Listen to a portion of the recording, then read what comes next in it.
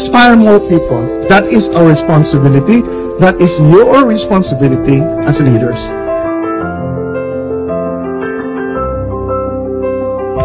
Very humble, very brilliant, very cooperative, very industrious. Mao ka na hinungdan nga kaigsunan. Nga di mo makabasol na ako.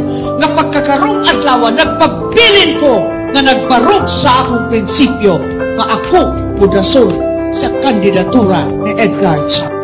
Ako kung kalipay ni Congressman Chato nga mag-auban mi, mutawa mo gina siya. Ako, kung saya ako tabaray niya, dito ko niya balibaran para diyan sa lungsod sa Panglao. Why edad ang pag-inspire o mga tao? There is no limit. As long as you have it in your heart, be a leader always. We can always be a source of inspiration. And nindot, every time you inspire one person, it can make a difference in his life.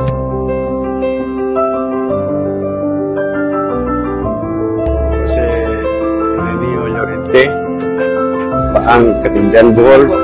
Salamat nga gumikan lang tulo ni Mayor Bet, Sir Benji, labi na ni Congressman Chato, Edgar, nga may nagpalihok, labi na sa pasada na mo din nga sa una video panjod ng batuon kayo, naghang lubak-lubak. Post is Senator Post na kakalapki na nagkada-ibisis sa tubigon sa alamat ng Edgar Chato, masaya nagpasi umutasa lada dialysis sa tubigon sa panang katauhan. Sama na ako nga parents kay dili ka afford og mga private schools. Usa ang baisong promote anak ang program nakasuot ko style nutrition at nakakabang siya para nako para makakadayo sa pag-isipan. Unang mapasalamatan ko ni Edgar Chato tungkol sa iyahang mga nabuhat na programa di lang kay sa ako ang mga pagkatalunan pati na po sa mga katipuwangan.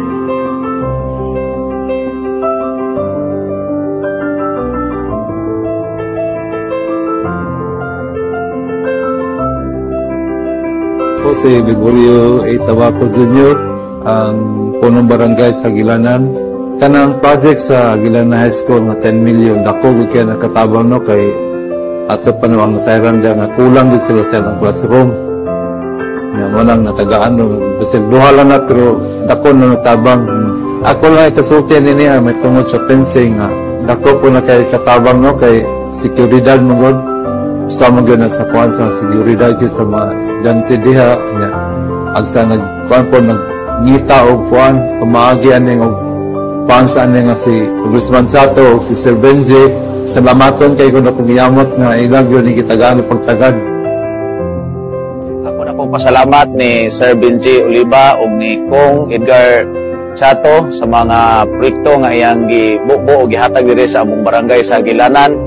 Usa ni ana ang solar lights nga kinalandagan na kayo ang amuang highway o karsada sa barangay sa Aguilanan nga sa panahon sa kaniadto ngit-ngit kayo ang maong lugar ug karon pagabot sa maong project o proyekto ni Congressman Edgar Chato sa pagtabang ni Sir Benji Oliva, landag na kayo ang amuang agianan ug dili na mahadlok nga panahon sa kagabion nga dunay maglakaw dili na mahadlok kay lagi landag na ang maong kalsada.